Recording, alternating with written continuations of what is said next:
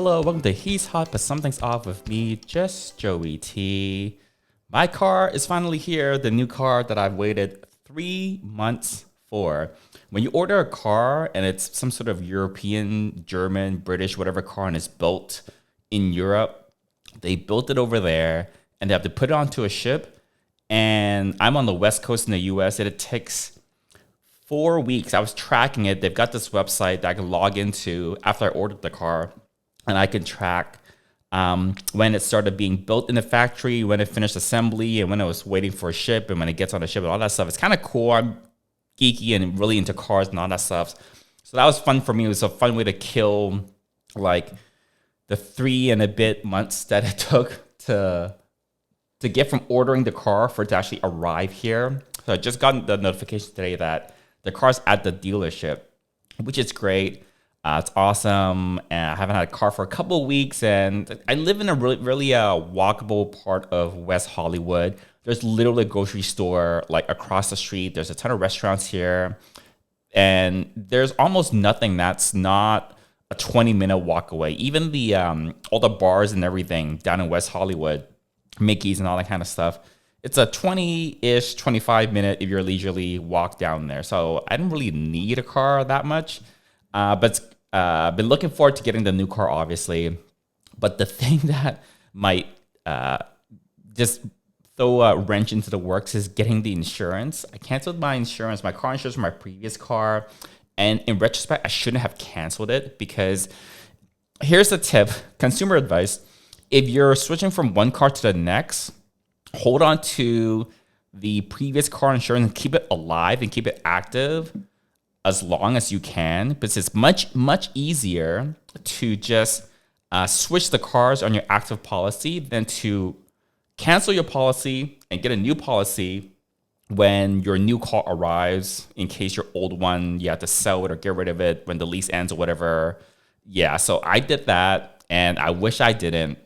Now I'm talking to like all these insurance companies, and I went on the forums online, and it's apparently a thing that it's harder to get insurance now. I was talking to my dealer. He told me the car was ready, and I was telling him, oh yeah, I'm gonna need to pick it up a little bit later, because I'm like figuring out the insurance stuff, because I need to get a brand new policy and it takes time. And he said, yeah, it's been taking longer. Insurance companies have been making it more difficult to get insurance. So yeah, that's a thing. I keep on reading in the news that because of climate change, or all the natural disasters and hurricanes and storms and floods and that kind of stuff, at least here in the US, it's harder and more expensive to get insurance, especially for home insurance or renter's insurance, that kind of stuff.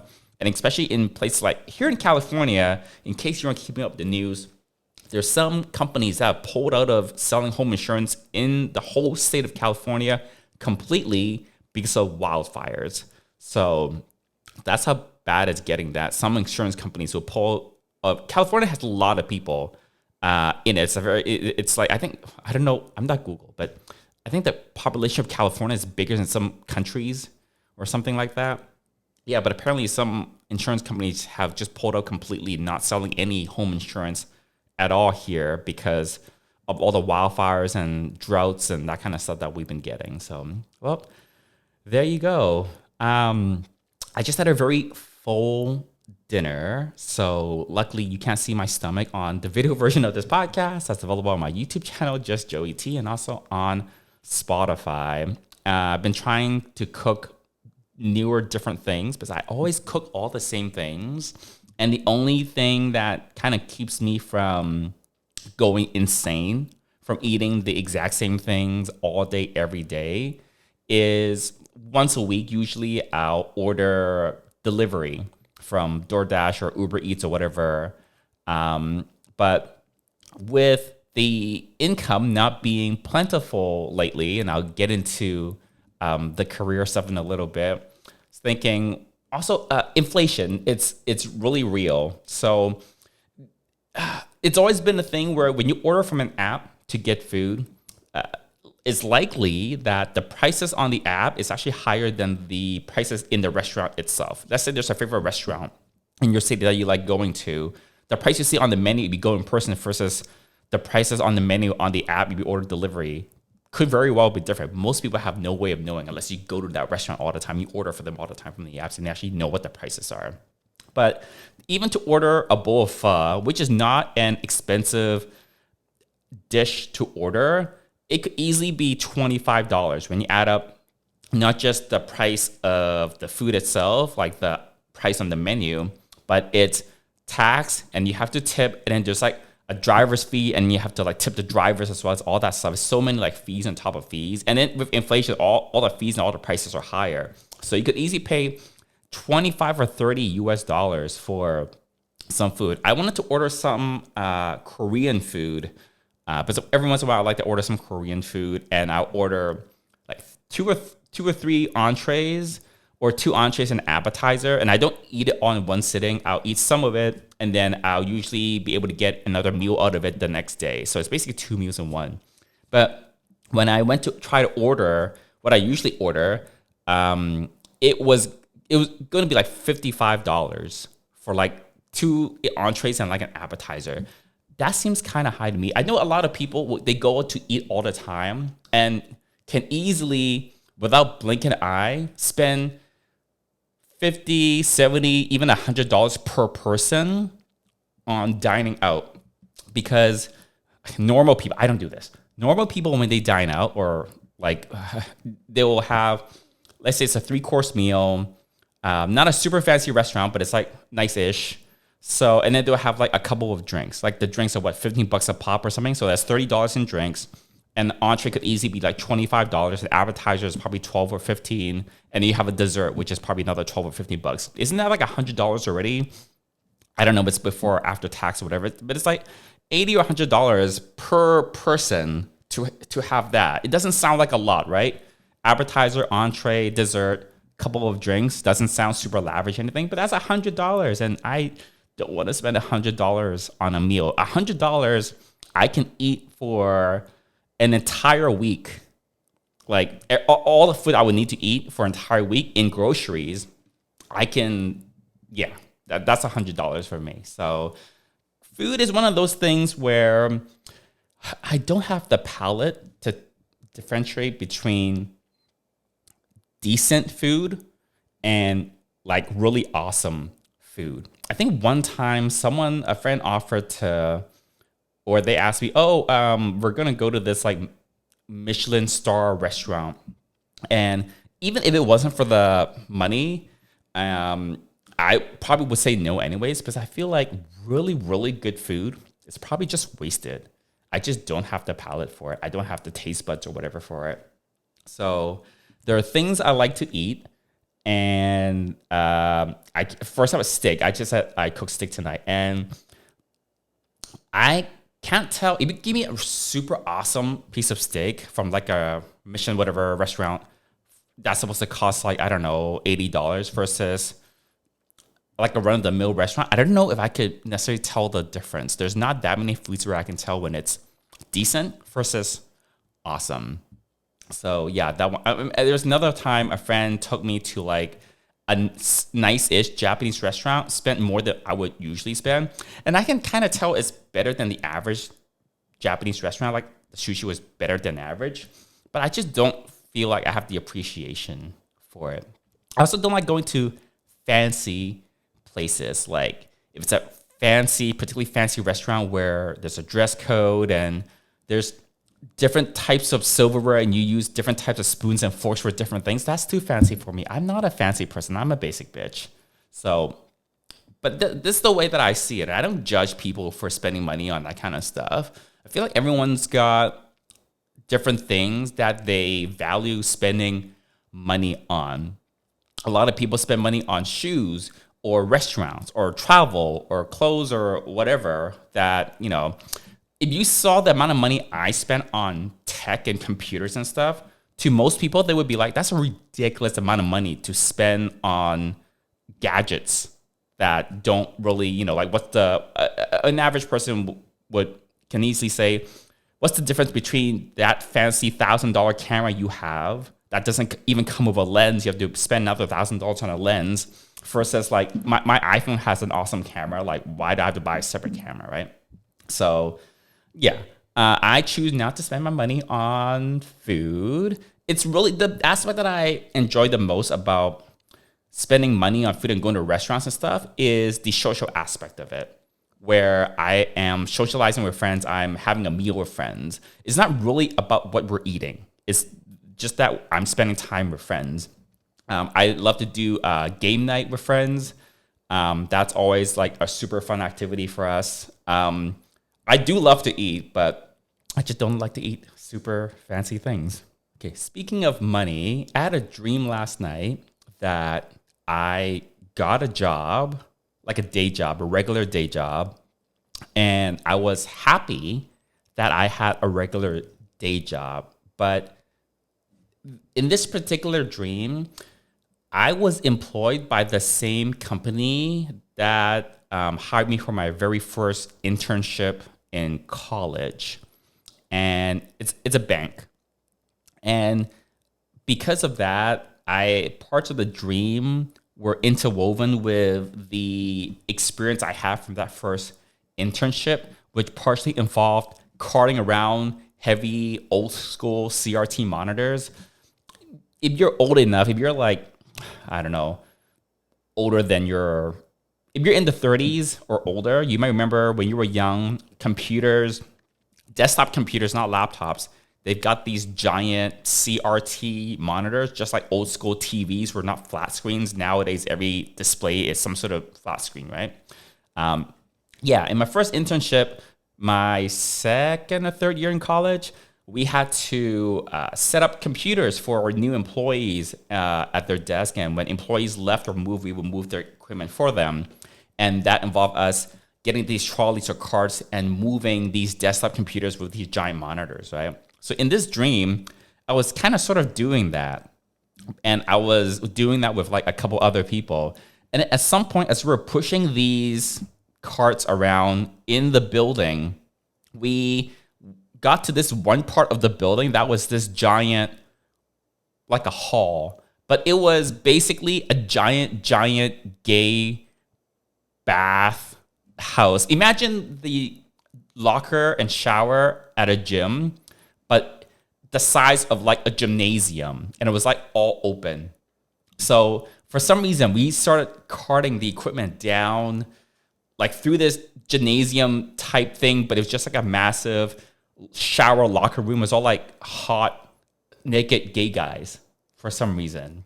So I don't analyze my dreams, but it was when I woke up, I remember like that part of the dream and how those two very disparate things mashed together in the dream. And I thought, that's interesting. Definitely gay. But yeah, I am still looking for a job. But recently, the last couple of weeks, I have been much more motivated to work on the business I talked about last week that I wanted to start. One of the fun things, at least right now at this stage of starting a business, I don't know if it's weird or not, it's spending money and buying things for the business. I guess I'm maybe more of a shopaholic than I would like to have people believe. So this week, I bought a couple of things for the business. So for the business, I do need legal advice for just general starting a business, small business type things. And also for the industry I'm in, I'm eventually going to need some legal review and advice for that kind of stuff. So I signed up for like an online legal service. That's like a monthly subscription and you get access to like a law firm, all that stuff. So I did that. And then I bought some online software. So I'm eventually going to have customers, and customers need support. And you need to have a system like a help desk ticketing system to keep track of when customers interact with you. So I went and kind of bought that. I bought the website e-commerce thing, also another subscription, because I'm going to need a website. I need to have an e-commerce system where I can sell things on the website, but also via social media. I want people to be able to go onto our Instagram account or we're going to run ads on Instagram or Facebook or whatever, and for people to actually buy items directly from the social media. So I got the e-commerce platform, as you will, there, and I also signed up for fulfillment. So if you want to sell physical products, you can ship them yourself, which is cheaper, or you could need someone else to do it for you. Either you get a warehouse and you hire people, which is a little advanced and it requires a lot of knowledge and capital, or you can hire a company to do the logistics, and that's called 3PL, or third-party logistics. So I went ahead and signed up for an account for a third-party company so that eventually I can have the factory send the products, the hard products, directly to the logistics company. They've got a warehouse and they'll receive the products from the factory, and then they'll also handle the fulfillment of all the orders. So basically got a few accounts and that kind of stuff. It doesn't feel like work for me. That just feels like fun. Like creating accounts and buying things, that just seems like I'm just spending money. I need these things anyways eventually, but spent some time doing that this week. So I feel like the more I actually do things for the business, no matter how small or trivial that thing is, the more it's like a self-motivating thing. The more I work on the business, the more I'm motivated to keep working on it. So I'm trying to keep that momentum going.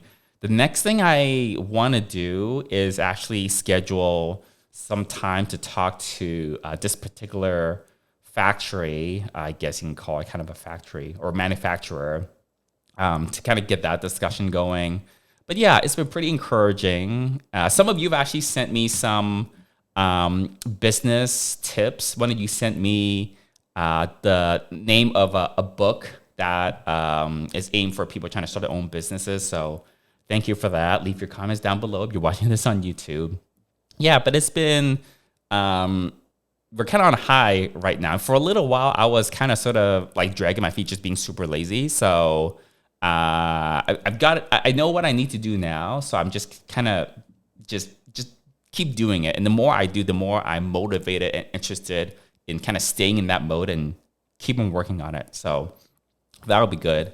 So I am still wanting, I think it doesn't make sense to not have a day job right now because, yeah, the bills are piling up. Definitely. I did a budget, and I usually do a budget, but I think ever since I quit the day job, I kind of got really lazy and stopped doing the budget. I have a decent idea where all the money's going because I look through all my credit cards and everything, even I'm not even when I'm not doing the budget. And definitely with inflation, the dollar does not go as far as it used to even like 6 or 9 months ago. So definitely pinching the pennies a little bit more. I've looked at the trips I want to take. Here's something I don't know if most of you can relate to. I guess most of you won't be able to because it's a pretty niche thing, is chasing airline statuses. So most airlines, they've got a frequent flyer program, and it's kind of like the more you fly, then you get to certain levels of elite statuses with them, and you get these perks and stuff when you travel with that airline. And nowadays, it's not so much how often you fly with that airline, it's more about how much you spend with that airline. So those of you that know any moderate amount about any of the US airlines and how they run their flyer programs, you probably know this already. Delta was recently in the news, proposing some changes to their program that have gotten some backlash. And now the CEO is saying, oh, we're going to fix it or go backtrack or do something about it. I'm United, so that's a whole different company. Yeah, but I'm really close to making the next tier up.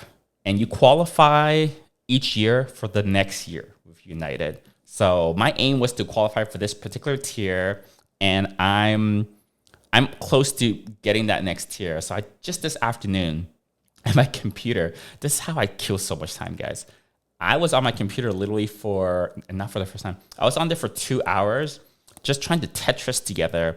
Okay, is it feasible for me to make the next tier with the budgetary restrictions that I've got going on right now? How many flights do I need to take? How much money do I need to spend? So I spent a couple hours doing that. It's honestly not just a couple hours. I tried to check just this stuff together last week for like 3 hours and I couldn't figure it out. Yeah, that's how complicated it is. Anyways, yeah, but I'm gonna take a few more trips this year. So I'm gonna visit my family in Vancouver next month in October. I usually visit them 3, 4 times a year, anyways. I'm gonna visit them again in December for my mom's birthday, and I've already booked a trip to Taiwan for Pride in Taipei. I've never been to Taiwan before. Um, but I thought this would be fun. I know like a couple of people that are going. I don't really know that many people that are going, but it'll be fun. I'll be there for just that weekend, honestly. It is partially, here's the tea. I'm partially taking that trip just to get the points. So, but yeah, I also want to go. But if it wasn't for the points, I think maybe I wouldn't have tried to take that trip because it's not the absolute cheapest to go to Asia. Well, it actually wasn't that expensive, to be honest. It's probably the same as how much it would cost to go to New York and back. It's the same. This trip is costing me to go to Taipei here from LA. And then I've got a good friend that's turning the big 4-0 in Austin, and I'm going to go to that shindig. They're throwing something for a weekend later this year. And then eventually, not that long now, before New Year's Eve, and then my friends and I will be going to White Party Bangkok again. We've been to every single White Party Bangkok. It is a really good time, and it's a really good production. So we already have our tickets. We have our hotels booked. We actually have 3 hotels booked for the group of us, and we don't need that many. So I need to ping some people up with that. Anyways, moving on. So I have this goal. I have this goal for ages. I have this goal to hit 170 pounds. I'm usually trying to gain weight in some shape, way, or form. And I used to weigh myself like a few times a week, and I would record it down, or I just take a photo of the scale after I step on it to get the reading. But I haven't been on the scale since June, maybe. And I tried to use the scale the other day, and all the batteries were dead, and I didn't have any more batteries. So I had to go order some batteries. It just came in. I weighed myself this morning. I had no idea whether, since the last time I stepped on it back in June or whenever, whether I gained muscle or I lost muscle, or I gained weight or lost weight, or I gained fat or lost fat, because I got a slightly fancy scale. And it'll tell you not just how much you weigh, but how much percentage body fat that you have. So it's a useful reference. You know, these home devices that tell you your body fat percentage, it's a approximation, and it's not super accurate, but it is very precise. And the difference is precision means how repeatable it is. Accuracy means how close it is to the actual value. One of the very few things, piece of knowledge that I retained from my engineering degree, thank God, got something out of it. Yeah, but I stepped on it this morning, and I'm 169 pounds at 15% body fat, which was better than I thought, because I thought I might have lost some weight, or I might have like gotten kind of fat. And when you look in the mirror, you don't really know. You kind of have to step on a scale or like do some measurements or something like that. But yeah, I've been trying to get to 170 for a while. So not stepping on a scale and not rigidly following the diet the last few months have somehow helped. I still go to the gym, obviously, but yeah, I used to track my calories. And once I got into the habit of doing it, especially because I eat at home all the time, it's pretty easy. I will literally weigh everything that I eat. So if I want to have a bowl of cereal, I would put the bowl onto the kitchen scale that I keep on my kitchen counter, pour the cereal onto it, and see, how many grams of cereal is this? Maybe it's 150 or 200 grams. Okay, we're going to put milk in it. How much milk did we put in it? Oh, it's 200 grams of milk. And I've got the spreadsheet, and I put everything in. Oh, it's this type of cereal that I'm eating. It's 200 grams. This is how much milk I put into the cereal. It's X number of grams, and it spits out how many calories it is and how much fat, grams of carbs, grams of protein, blah, blah, blah, blah. So I did used to do that. And it's getting to be the fall time. And usually for me, this is when I kind of go into bulking mode after the summer. A lot of people shut down for the summer. It's understandable. I also like to look more lean for the summer. But I think during the fall, like September, October, November, December, that's when I kind of button down and okay, there's not a lot of parties and events and that kind of stuff. There are a lot of holidays in between where people just get fat. But this is the time I usually use to bulk up in terms of the muscles. So the next big party I'm going to is New Year's. And then right after New Year's, we're going on to the Atlantis cruise. So I have to look good for that. And then before you know it, it's going to be springtime. So starting from March, April, May is when the events, the gay party events really start up. And before you know it, it's June. So for me, this is a really good time, September, October, November, December, to hit the gym hard and to bulk up. So that's what I'm doing right now. But yeah, 169 pounds, 15% body fat. It's actually better than I expected. I thought the body fat would be higher and I thought the weight would be lower. So hang on to some of that muscle. Which is pretty cool. I was really afraid. I talked about me breaking out last week, and I was really afraid that something I was eating was breaking me out. But I did a little digging, and I think it was something I used on my face that caused me to break out like really, really bad. And here's the tip, guys. If you have any sort of cosmetics, skincare, that kind of stuff, that stuff, once you open it and break the seal for the first time, there's a limited shelf life that item has, especially things that are in jars, as opposed to things that are like a pump or like a squeeze bottle. Things in jars tend to go bad faster because you're exposing it to so much air. So, and it really depends on how well the preservatives are working in that thing, and also the conditions in which you're keeping that thing. If your bathroom is always humid and you don't always put the lid on back onto your jars of moisturizers or whatever, maybe you're not even barely screwing it on and all that moisture gets in there, that's not a happy situation chemical wise and in terms of bacteria and fungus or whatever for those products. So I think what happened was I might have used something on my face that came out of a jar, and I did remember using a couple of two different things that were in jars that were already open, that were in my drawer that I don't use very often. I don't remember the last time I used them. So probably one of those things have gone a little bit bad, and I used it on my face, and you can't tell by the smell or the look of it when those cosmetics go bad all the time. So yeah, I'm not gonna use those things anymore. Ordered a new one. So I can have a new one to use, but those old ones I'm not going to use. Thank God. I can't tolerate being allergic to any more food items that would cause me to break out. And for a while, I was like, oh my God, is this some of the new stuff I bought grocery shopping? Because like I said, in an attempt to spice up the things that I'm eating at home, I'm trying some new things, but they're not really new, just things I haven't bought for groceries before. I got some seaweed, a snack. So you can get seaweed snacks. They're like these really thin sheets of seaweed that you just pop into your mouth. I used to eat them all the time as a kid. They were more popular in Asia. Yeah, but very healthy stuff. It's literally just seaweed.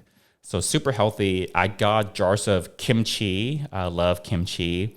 And so that's in the fridge. I got some wheat bran cereal. It's literally, I looked at ingredients on the side of the box, and it was literally like whole bran or whole grain wheat, and it was like 3 ingredients. So it was like the most boring, healthiest cereal that I could buy. I've got soy milk because I'm not on dairy anymore, so I need something to eat the cereal with, and it's soy milk. So I was thinking, oh my God, I hope it's not some of this stuff that's making me break out. It's like I can't be able to like not eat anything and to deal with the acne and everything. Super annoying that I'm the age that I am and I go to the gym and I'm just full of a face of pimples and no one else at the gym looks like this. I hate people that have like no blemishes on their face. They don't know how good they've got it. But these days, lately, I haven't been wearing my contacts to the gym anymore. I used to wear my contacts almost anytime I went out of the house.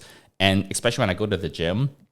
But here's another way I'm saving money. I don't really need to wear glasses or contacts at the gym. And the last couple of months, I haven't been wearing them, primarily to save money. And you know what? I don't need them. The only thing is, I was at the gym yesterday, and you check out people at the gym, as one does. And I can recognize when someone is a regular at the gym, so I already know what they look like.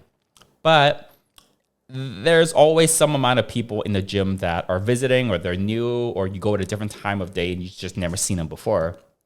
And I was messaging some of my friends on this group chat, and I told them, I can't tell if half the guys in the gym are hot or not. It's not possible to like check out someone when you can't see what they look like. The other thing is, I can't tell if people are giving me weird looks. In public, I'm kind of self-conscious about if I notice other people are looking at me for whatever reason, and they're like barely looking at me. We might have just caught glances by mistake, or they just gave me like one look just because I happen to be in their line of sight when I walk by. Like it's barely a thing. But I have this thing where I feel like sometimes people are looking at me, and I'm not sure if they are, but like maybe they are. And I'm always wondering, oh my God, is there like something on my face? Am I acting weird? Is my hair ugly? Is there something on my shirt, or is there tissue on my shoe or something? Something like that. It's like the first thought. But I don't know if it's a good or bad thing now that I don't have, I'm not wearing the contact lenses to the gym, that I don't know if people are looking at me or not. So now I'm thinking like, are people looking at me? I can't tell. And it gives me like a little bit of anxiety. But anyways, usually at the gym though, at gym and at home is where I'm the least anxious. So obviously in your house, there shouldn't be that much making you anxious. But the gym is one of the few places out in public where I'm very comfortable, and I'm not that anxious because I go there all the time. I know what I'm doing, unlike some people.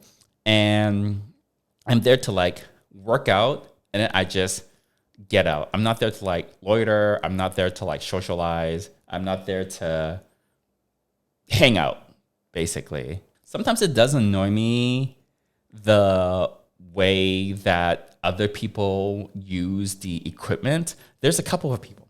Okay. There's a couple of people that I don't like at the gym. Just like straight up. They're regulars, and when I see them, I'm like, oh, this guy again. Ugh. Because for like whatever reason, they've maybe not put some equipment away, or they were just, I don't know. It's usually something to do with the way they are using the equipment. One of the things I really don't like is when people use a bench at the gym like a table. Like they'll put their weights on it, they'll put their drink on it, they'll put their phone on it, they'll put their towel on it, but they're not otherwise using it. They're using the weights because they're doing some sort of standing exercise with the weights. But otherwise, like that bothers me because one, it's not a table, it's a bench. Second, someone else could be using that bench to do an actual exercise on that bench that you are not using that bench for. So put your phone in your pocket. The weights can go on the ground when you're in between sets or back on the weight rack. And your towel doesn't need to be there either. Like for me, that's annoying. I've never been in a situation where I needed to use a bench where someone's using it for storage, but I've seen people do it. Some people do it, and that's annoying to me. Just one guy at the gym, I thought he wears sunglasses for some reason. I don't know the fuck why. One time I was on a piece of machine. Granted, I don't work super fast on a machine, but if you're waiting for me on a piece of machine, I will hurry the fuck up and I will hurry it up. If you come and ask me like, hey, how many more sets do you have, or something like that, to indicate to me you're waiting for me, I will hurry the fuck up. This guy, I was using this machine, and I guess he came up to like a nearby machine, and he was waiting for me at a nearby machine. But when I'm working out, I'm not really like, I'm just working out. I'm in the zone. I'm doing my own thing. If you're waiting for my machine, you need to come up and tell me, because I can't read your mind. But apparently, I guess he was waiting for me by sitting on a nearby machine which I didn't know. And then eventually he asked me how many more sets I have, and that's fine. And I said, oh, blah, blah, blah, I've got X number of sets. And then when I was done, he had his bag with him, and he kind of sort of like threw his bag at the machine to use it after I was done.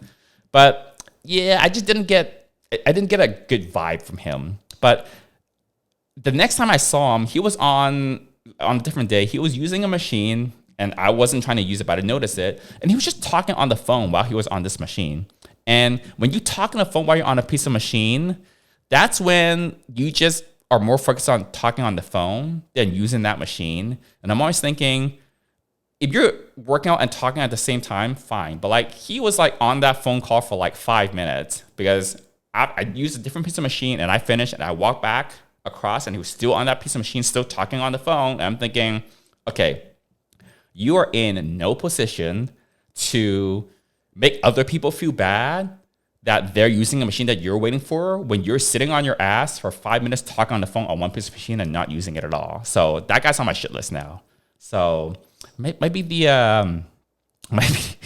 sometimes I get a little, I don't know. Sometimes little things like that I just don't like. I very much judge you by your actions and also by what you say. And I'm the kind of person where, like, honestly, if I was hogging a machine, I was like working with like a friend, I had a friend with me, I want my friend to tell me that, you know, I don't want my friends to sugarcoat it. But like some of these people at the gym, I'm not going to tell you how to work out and I'm not there to like give you a bad time. But, you know, if you're the type to hog a machine and talk on the phone, don't expect me to jump out of the way for you the next time you need to use the machine that I'm on. So that's the kind of person I am. So there you go. All right. Hopefully the next time we talk on the podcast, I will have figured out this stupid car insurance business. And then I'll have my new car to drive. I have some chores that I really need to run that I really, really require a car for. But until next time, bye.